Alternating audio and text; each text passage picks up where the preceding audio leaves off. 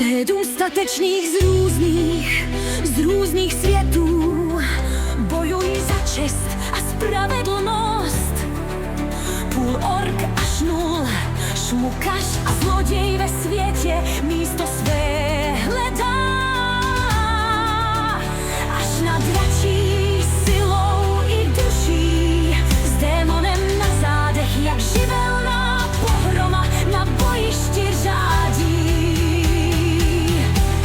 Argentum Custodes, hrdinové noci, jejich odvaha září.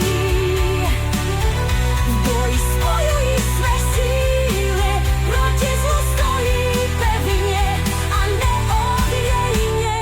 Můrek, krvavý lovec, cestovatel tajemný a tichý, monstra loví a tajemství magie krve stráží. Genasia Sena, námořnice, válečnice zničenou zemi hájí, víru v sobě nalezla.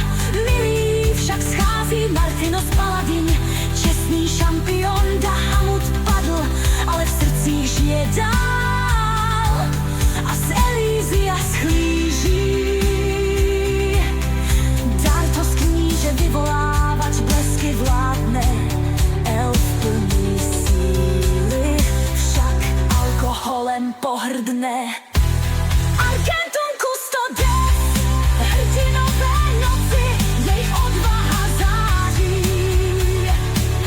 V boji spojují své síly, proti zlu stojí pevně a neochvějně.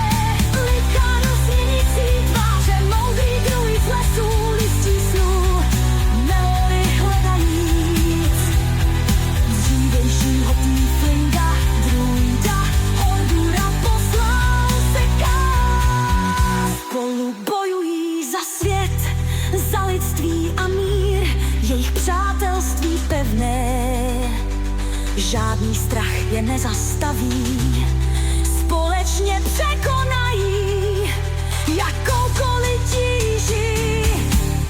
Argentum Custodes, hrdinové noci, jejich odvaha září, na věky jejich mocí. Spojují své síly, proti zlu stojí pevně a neochvějně.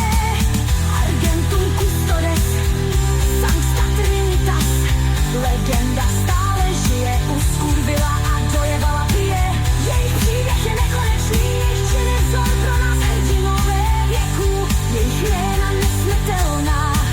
Argentum Custodes, navždy našimi ochránci.